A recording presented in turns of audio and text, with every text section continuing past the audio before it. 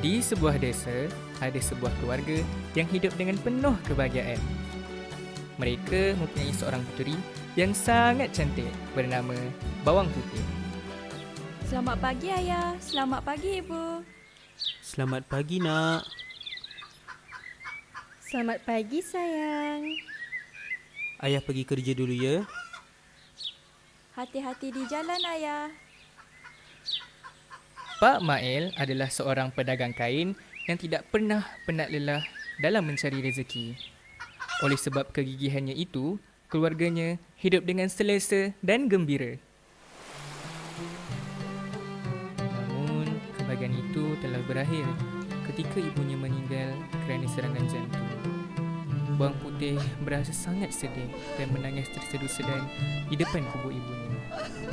Keluarga itu dirundung kesedihan yang mendalam. Ibunya baik sangat selama ni. Itulah, semoga mereka tabah menghadapi ujian ini.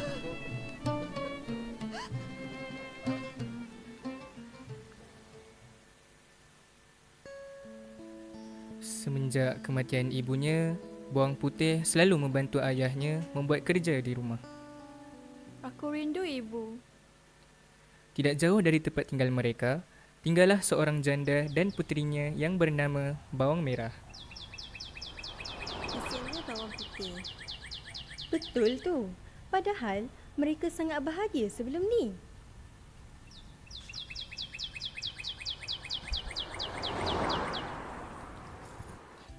Assalamualaikum. Ya, Waalaikumsalam. Hai, Bawang Merah. Hai bawang putih. Ayah awak ada di rumah? Ayah, ada tetamu lah. Oh, bawang merah. Kami ada bawa sedikit makanan untuk awak berdua. Wah, Terima kasih. Susah-susah je. Marilah masuk. Hal ini membuatkan Bawang Putih dan ayahnya berasa bahagia. Hinggalah suatu hari, ayahnya bernikah dengan Mak Jemah, ibu Bawang Merah. Pada awalnya, mereka berempat hidup bahagia dalam satu rumah. Namun, keadaan berubah ketika ayahnya pergi merantau untuk mencari wang. Selamat jalan. selamat jalan. Hei bawang putih, malasnya kamu. Cepat bersihkan tempat ni. Bawang Putih mulai disuruh melakukan kerja rumah.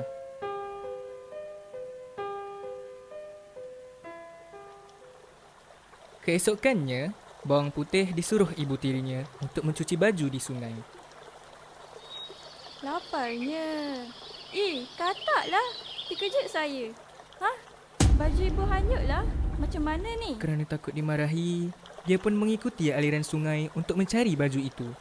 Aduh, derasnya air sungai ni. Harap baju tu tak hilang. Akhirnya, dia bertemu dengan seorang nenek yang sedang memegang baju milik ibu tirinya. Maaf nenek, itu baju milik ibuku. Boleh tolong kembalikan? Jika kamu ingin baju ini, tinggallah di rumahku selama 1 minggu untuk melakukan kerja rumahku. Bawang Putih pun bersetuju dengan permintaan nenek itu untuk tinggal di rumahnya selama 1 minggu. Selama berada di rumah nenek, Bawang Putih sangat rajin.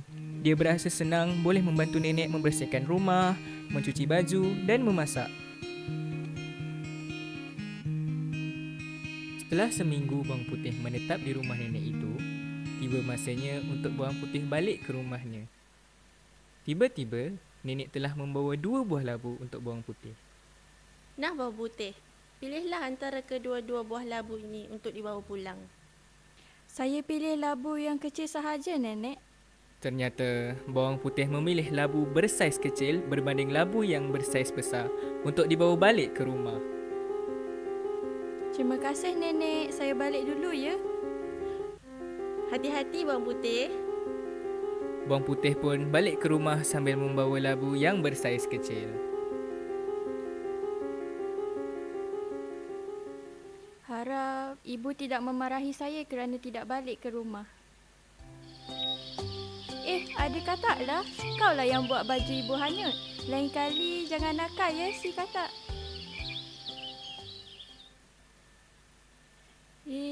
Beratnya labu ni. Mesti sedap. Nyam, nyam, nyam, nyam. Bawang putih terus membelah labu. Lalu dia terkejut melihat isi dalam labu itu. Ternyata dalam labu itu mempunyai emas dan permata. Wah, banyaknya. Apabila bawang putih menjerit kerana terkejut, lalu si ibu dan bawang merah datang ke arahnya. Mereka pun terkejut melihat betapa banyaknya emas dan permata di dalam labu itu. Bagi semua barang itu kepada ibu. Ibu, jangan ibu. Dengan kejamnya, ibu tiri dan bawang merah terus merampas barang-barang itu. Mereka tidak meninggalkan sedikit pun untuk bawang putih.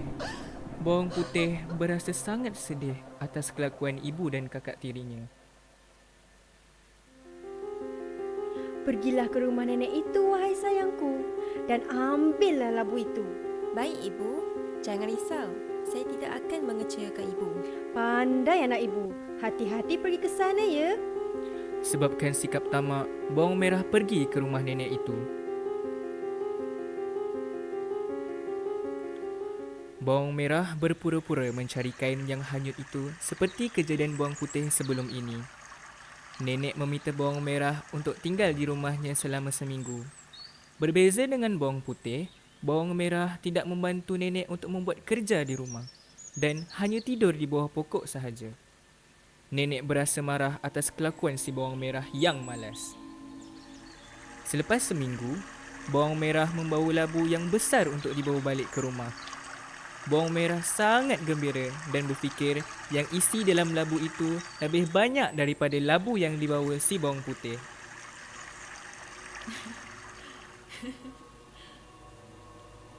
Apabila sampai di rumah, bawang merah dan ibunya lantas membelah labu tersebut dan mereka terkejut melihat isi di dalam labu itu. Ternyata terdapat banyak binatang berbisa di dalamnya. Bawang merah dan ibunya terus melarikan diri ke hutan. Tolong, tolong.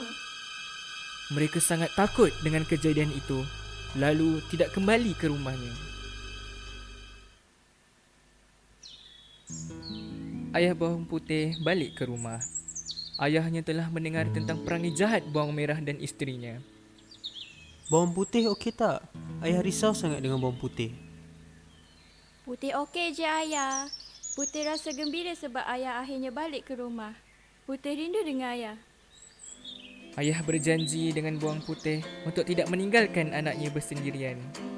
Akhirnya, mereka pun hidup bahagia selamanya. Pengajaran yang kita dapat dalam cerita ini ialah janganlah kita bersikap tamak kerana sikap tamak boleh membawa kecelakaan kepada kita.